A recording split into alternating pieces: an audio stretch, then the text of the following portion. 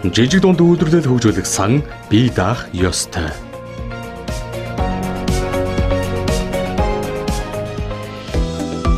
Уг нь шинэ хуульд оруулсан зохицуулалт болох жижиг дунд үйлдвэрлэл хөгжүүлэх санд улсын төсвийн хөрөнгө оруулалтын 10-аас доошгүй хувийг 2030 он хүртэл олгоно гэсэн заалтаа хэрэгжүүлбэл 10 жилийн дараа жижиг дунд үйлдвэрлэл эрхлэгчид сандаа 2 их 80 төгрөг орчим төгрөгтэй болох юм.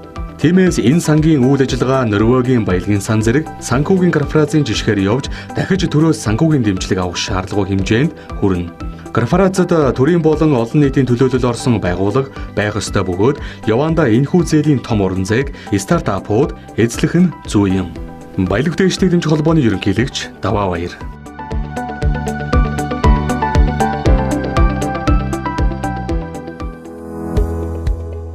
2018 он баялаг бүтээгчдийн хувьд харамсалах харуулслаар дүүрэн жил байсан бол 2019 он эхний хагас жил хонглын үзүүрт гэрэл асааж этгэл найдвар төрүүлсэн цаг хугацаа байж мэдэх юм.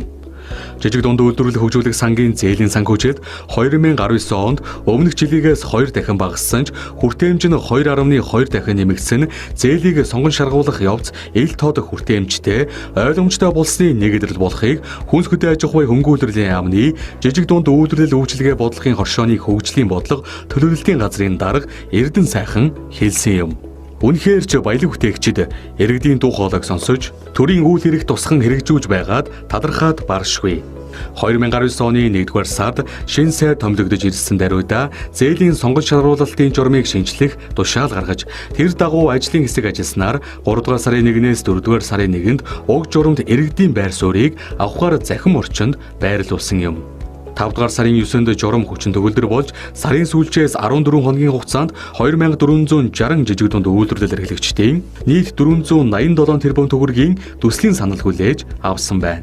Хэдийгээр санхүүжилтийн хэмжээ зээлийн эрэлтээс 10 дахин бага 6 жижиг дунд үйлдвэрлэл эрхлэгчдийн нэг нь зээл авсан ч сонгон шалгуулалтын талаар гомдол гараагүй гэдгийг төрийн байгуулагч баялаг бүтээгчдийн төлөөлөл олон нийтж багархан ярьж байсан билээ.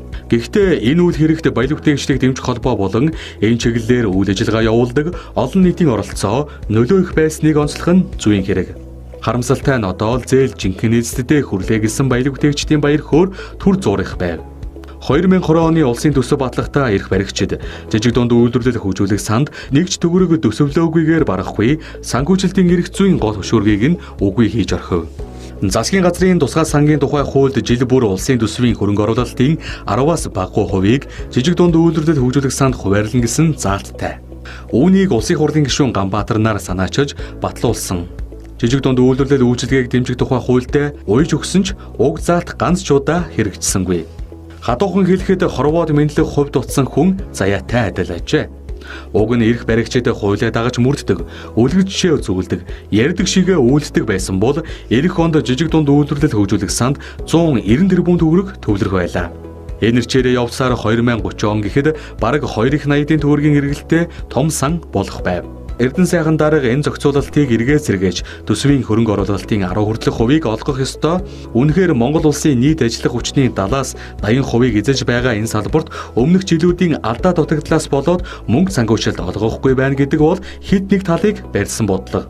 2030 он хүртэл 10% гэж тодорхойлсон мөнгө олгоод явбал энэ сан цаашид хинээс хараад бусаар үйл ажиллагаагаа явуулж жижиг дунд үйлдвэрлэл эрхлэгчдэд хүссэн зээлийг нөгөх боломжтой сан болно. Ингэснээр цаашид жижиг дунд үйлдвэрлэлийг төр зөвхөн бодлогоор дэмжихэд л хангалттай хөгжих боломж харагдаж байгаач гэж тайлбарласан. Уг нь тухайн асуудал хариуцсан төрийн захиргааны төв байгууллагын бодлого төлөвлөгөөнд үдэслэн улсын төсөв хуваарлагддаг. Гэтэл жижиг дунд үйлдвэрлэл хөгжүүлэх санд мөнгө хуваарлахаа болчихвол эрх баригчид албан тушаалаа ашиглан татвар төлөгчдийн мөнгнөөс хулгай хийх гэмт хэрэг буурна гэж үздсэн бололтой. Түүнээс гадна 2019 он гарангууд сангийн яам засгийн газрын 29 сангийн төсвийн зарцуулалтанд хяналт шалгалт хийсэн. Шалгалтын үр дүнгээр 15 сангийн төсөв зарцуулалтын мэдээлэл бүдэг, хууль зөрчсөн, зориулалтын бусаар зарцуулсан, хийдэл давхардал ихтэйгээд олон зөрчил илэрсэн юм. Тиймээс 2019 оны 2-р сарын 27-ны өдрийн засгийн газрын хуралдаанаар тусгай сангуудын үйл ажиллагааны давхардлыг арилгах, зарцуулалтыг оновчтой үр ашигтай, ил тод болгох, хяналт хариуцлагын тогтолцоог сайжруулах зорилготой тогтоол баталсан. Нийт 29 сангаас 7-г нь татан буулгасны дотор үйлдвэрлэлийг дэмжих сан байсан юм. мөн зээл санхүүгийн дэмжлэгийг татаас олгодог, тариалан эргэлтийг дэмжих, мал хамгаалах, жижиг дунд үйлдвэрийг хөгжүүлэх сангуудыг нэгтгэхээр шийдвэрлсэн. Энэхүү 29-оос 16 сангийн үйл ажиллагааг хിവэрүүлдээсэн. Яг энэ нэрчээрээ сангийн яам эх оны төсвийг боловсруулсан. Гэтэл энэ хугацаанд жижиг дунд үйлдвэрлэлийг хөгжүүлэх сангийн үйл ажиллагаа сайжирч, зээл олголт шудраг ил тод болж шинэ хууль хүртэл батлуулсан билээ. Үр дүнд нь зээлийн хүртэем сайжирч хүү 2.2-оос 2.6% буурч, жижиг дунд үйлдвэрлэл эрхлэгчид эрсдлийн даатгалд хамрагдаж, төслийн сонгон шалгуулалтыг Азийн хөгжлийн банк, Европын сэргээн босгол хөгжлийн банкны зөвлөмж, үнэнлэгийн суйрлан хийж, ил тод нээлттэй байдлаар явуулсан бөгөөд орон нутагт эрх шилжүүлсэн зэрэг олон давуу тал бий болсон нь үнэн юм. Харамсалтай нь түүхэндээ анх удаа хамгийн өндөр зарлагтай, хамгийн өндөр хөрөнгө оруулалттай төсвийг эрх баригчид 2020 онд буюу сонгуульдаа зориулж баталлаа. Хоржоонтой нь ажлын байр нэмэгдүүлж, ядуурлыг бууруулах замаар олон асуудал шийддэг. Жижиг дунд үйлдвэрлэлийн салбарт нэгж төгрөг хуваарлаагүй нь Монгол орны өнцөг булан бүрт байгаа баялаг бүтээгчдийн урмыг хугалсан, итгэл найдварыг бүхийсэн шийдвэр байв. Тиймээс эх онд жижиг дунд үйлдвэрлэл эрхлэгчдэд зээлийн эргэн төлөлтөөс орж ирэх 69 тэрбум төгрөгийн зээлийн санхүүжилт байгаа. Товчхондоо өмнөх удирдлагууд болоод эрх мэдэлтнүүдийн тарьсан балгийг эх онд баялаг бүтээгчид үүрэх нь тодорхой боллоо. Тус санаа нь өнгөрсөн 10 жилд 933 тэрбум төгрөгийн зээлийг 7790 гаруй аж ахуй нэгжид олгожээ. 2011 онд засгийн газар олон улсын зах зээлээс бонд босгож 100 тэрбум төгрөг тусаанд өгсөн бөгөөд эргэн төлөлтөөр бондын өрөөийг буцааж төлөх хуваарьтай. Эргэн төлөлтөөс орж ирж буй 1 төгрөг тутмыг бондын өрөө барагдуулахад зарцуулж байгаа бөгөөд одоогоор 45.8 тэрбумыг төлжээ. Харин 2018 оны эцсийн байдлаар 291.4 тэрбум төгрөгийн хугацаа хэтэрсэн зээлийн авлагатай байгаа юм. Энэ бүхнээс эрхэм уншигчдаа өнгөрсөн 10 жилд 4-5 ям дамжсан тус сангийн зарцуулалт шудраг бус хэтэрхий хангалтгүй байгааг төвөггүй ойлгох бизээ. Монголчууд бид төрд хураалгасан татварын мөнгөндөө хяналт тавьдаггүй юу? Эсвэл манай улсад татвар төлөгчдийн мөнгийг зохистой, хариуцлагатай зарцуулах хууль эрх зүйн орчин байхгүй. Эрх баригчид дэндүү дураараа байгаагаас болоод тэрүү. Ийхүү байн гараараа тавиулах нь эмгэнэлтэй.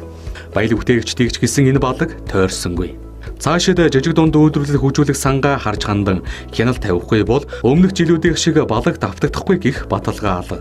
Эх онд улсын төсвөөд энэ санд нэгж төгрөг хуваарлахгүй байхаар шийдсэн нь ёстол биел урагшлахгүй бол чамаагч гэсэн алуулахгүй гээд дэгээддэг өхөр Монгол зан гэлтэй. Энэ оны намрын чуулганы хуралдаан дээр улсын хурлын гишүүн баасан хүү Монгол улсад бараг 20 гаруй сан байдагч тэдгээрийн үйл ажиллагаа олон нийтэд хүртээлгүй, зарим сан цөөнхийг хамаардагч улс төрчид эрх баригчид түүнийг нь идэвхтэй дэмждэг талаар нэлээд шүмжилж байсан юм. Гэхдээ эрх баригчдын дэмждэг тэдгээр сангийн тоонд жижиг дунд үйлдвэрлэл хөгжүүлэх сан ордоггүй нь тодорхой. Монгол улсын иргэний хуулийн 37 дугаар зүйлд аливаа санаа нь удирдах болон гүйцэтгэх хяналтын зөвлөлтөө байх зохицуулалтайж жижиг дунд үйлдвэрлэл хөгжүүлэх сан аль нэг сайдын шууд нөлөөндөө явж ирсэн байх юм. Тиймээс ил номын 1-р бүлэгт тодорхой дурдсан хууль бус үйлдэлүүд гарах томоохон шалтгаан болжээ. Харин энэ бүхнийг дасан зогсоох шийдлийг жижиг дунд үйлдвэрлэл үйлчилгээ хөгжүүлэх хууль тусгасныг баялаг бүтээгчдийг дэмжих холбооны гүйцэтгэх захирал Батэлгэр онцолсон. Жижиг дунд үйлдвэрлэл хөгжүүлэх санг ерөнхий сайдын шууд харьяаны бие даасан агентлагтай болгож сангийн удирдлагыг иргэний хуульд зохицуулсан бүтцээр явуулах нь алстаа уг салбар дахь төрийн бодлого хариуцсан эзэд үйл ажиллагаа ил тод болж жигнэсээ хөгжлийн зүтгүүр болгох нөхцөлийг бүрдүүлнэ. Санхүүжилтийн хувьд ч зөвхөн улсын төсөв болон хариуцлагагүй зээлдэгчдээс хараа тус болно. Ингэж бие даасан төрийн болон төрийн бус байгууллага бусад төрлийн хөрөнгө оруулагчдын төлөөллөөс бүрдсэн удирдлагатай болгох нь жижиг дунд үйлдвэрлэл хөгжүүлэх сангийн ирээдүй суурь юм. Тариалан эргэлтийг дэмжих сан, зээлийн батлан даалтын сан зэрэг шиг тусдаа хуулиар зохицуулаад ил тод засаглалтай явах боломж уг нь бий. Тиймээс цаашид жижиг дунд үйлдвэрлэлд олгох зээлийн механизм, арга замын хялбар, хүртээмжтэй ил тод хариуцлагатай болгож урт гартнуудаас хамгаалах шийдэл нь санхүүгийн корпорац хэмээн баялаг бүтээгчдийг дэмжих холбоо гарч үйл хэрэгээ чиглүүлж байна.